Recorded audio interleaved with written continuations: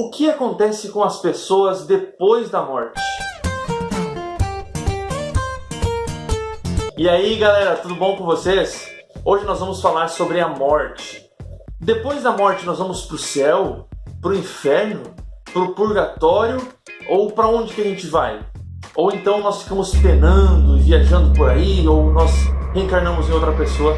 Tudo isso nós vamos descobrir hoje lendo a palavra de Deus. Existe uma regra de interpretação na Bíblia que nós não podemos interpretar um assunto sem ler tudo que a Bíblia fala sobre ele antes. Então eu quero convidar você para, junto com a Bíblia, a gente responder essas questões. Então fica comigo até o final desse vídeo e, por favor, se você não é inscrito, se inscreva aqui no canal, se inscreva aqui embaixo. Aqui nesse cantinho do vídeo aqui, ó, tem um ícone chamado inscreva-se, você pode clicar nele e se inscrever, ou então aqui embaixo, tá bom? Mas não deixe de se inscrever e já deixe seu like nesse vídeo, lembrando que nós já somos mais de 31 mil pessoas aqui no canal, então seja parte dessa família também. Então, bora para a Bíblia! Para entender melhor o que é a morte, nós precisamos entender também de onde surgiu a vida e como ela surgiu. Olha só o que diz Gênesis no capítulo 2 e no verso 7. Então formou o Senhor Deus ao homem do pó da terra e lhe soprou nas narinas o fôlego de vida e o homem passou a ser alma vivente. Repare que a Bíblia não falou em ter uma alma, mas em ser uma alma. A Bíblia faz uma combinação de pó da terra, mais sopro de vida, que é energia de vida, vinda de Deus. E então nós temos alma.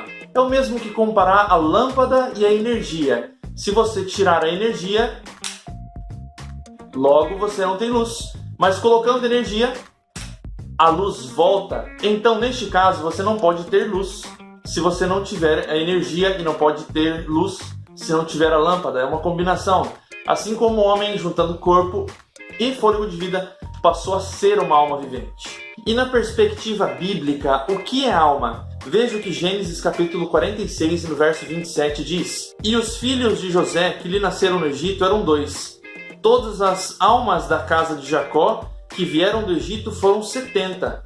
Ou seja, aqui mais uma vez a Bíblia fala de almas se referindo a pessoas, e não a algo que sai do corpo e viaja. Aqueles que eram da casa de Jacó, da casa de Israel, eram 70 pessoas. Algumas Bíblias, inclusive, traduzem como pessoas. Ezequiel, capítulo 18, verso 4, também diz que a alma que pecar, essa morrerá.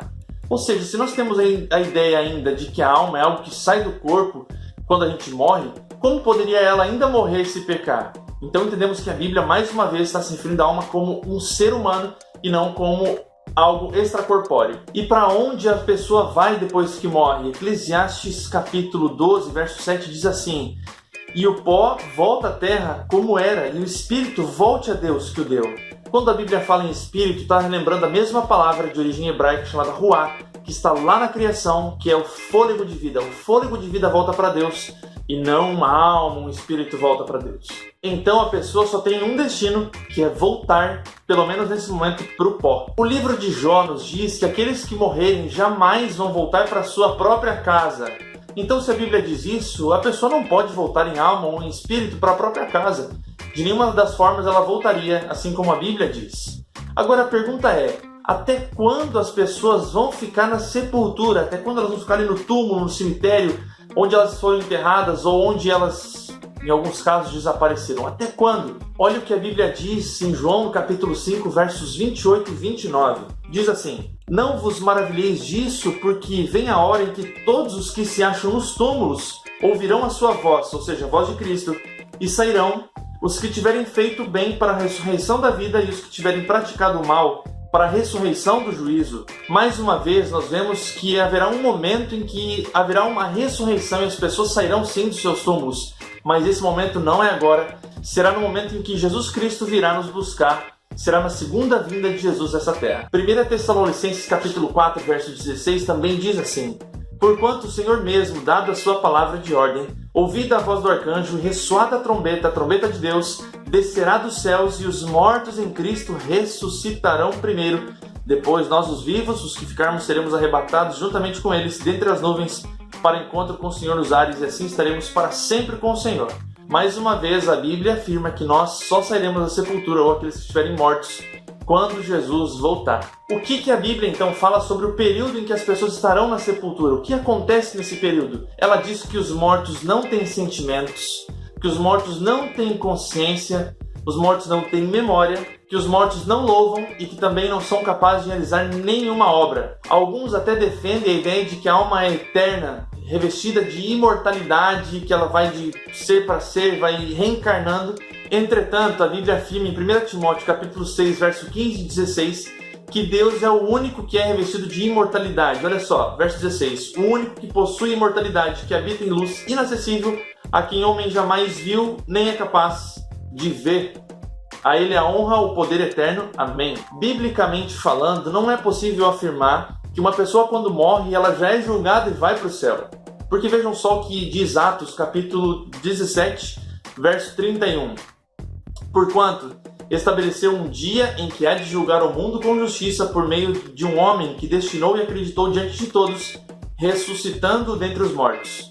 Esse texto está falando de Jesus, ou seja, haverá um dia em que Deus estabeleceu para julgar a todos, e neste momento somente que será emitido juízo sobre a vida das pessoas. Alguns se perguntam como é a morte, como deve ser estar morto, né? A Bíblia compara a morte com o sono. E agora nós vemos Daniel comparando a morte com o sono, Jeremias comparando a morte com o sono, Jesus comparando a morte com o sono e também Paulo compara a morte com o sono. Essa afirmação quer dizer que as pessoas estão descansando. Isso não quer dizer que elas estejam vivas ou semi-mortas, mas quer dizer que elas estão mortas e ali elas descansam de toda a fadiga que o mundo as proporcionou. Sabe aquela noite em que você foi dormir cansado e no outro dia acordou como se tivesse passado um segundo apenas? Essa é a sensação, segundo a Bíblia, da morte, com o passar de um piscar de olhos. A pessoa não vê, não sente, não pensa, não ouve, não fala, não tem sentimento algum. E como nós vemos no livro de Eclesiastes, as pessoas não têm nenhuma memória, pois sua memória jaz no esquecimento. Outras pessoas usam a história do ladrão da cruz para defender a ideia de que no mesmo dia em que Jesus falou para o ladrão, olha, hoje estarás comigo no paraíso, nesse mesmo dia ele foi para o céu com Jesus. O texto diz assim, em verdade digo hoje, estarás comigo no paraíso. No grego nós não temos a famosa vírgula e algumas pessoas colocam a vírgula onde elas querem. A realidade é que a vírgula deve vir depois do hoje. Em verdade digo hoje, ou seja, naquele dia Jesus estava afirmando, como já era um costume de afirmar dessa forma. Se você ler o livro de Deuteronômio, você vai encontrar muitas vezes, olha, estabeleci essa aliança hoje, falo isso hoje, esse pacto eu afirmo hoje. E Jesus ele usa da mesma linguagem dizendo, olha, em verdade digo hoje, estarás comigo no paraíso. Quer ver como isso não seria possível? Primeiro porque Jesus não foi para o céu na sexta-feira, no dia da morte dele. Até porque se você analisar nesse verso que eu deixei aqui embaixo, no domingo Jesus ainda não tinha ido para o céu, então não teria como na sexta ter ido. Em suma, o ladrão da cruz também está nesse momento no pó da terra e ele espera Jesus voltar para que então ele possa ir aos céus com o nosso Salvador. E é isso, nosso vídeo termina por aqui, nós voltamos nos próximos vídeos com outros temas que você também vai gostar. E se você gostou desse vídeo, clica em gostei aqui embaixo e se inscreve nesse canal para aumentar essa família que já tem mais de 31 mil pessoas. Seja parte dessa família também, não deixe de se inscrever aqui no canal. Toda semana nós estamos lançando vídeos novos. E é isso aí, valeu!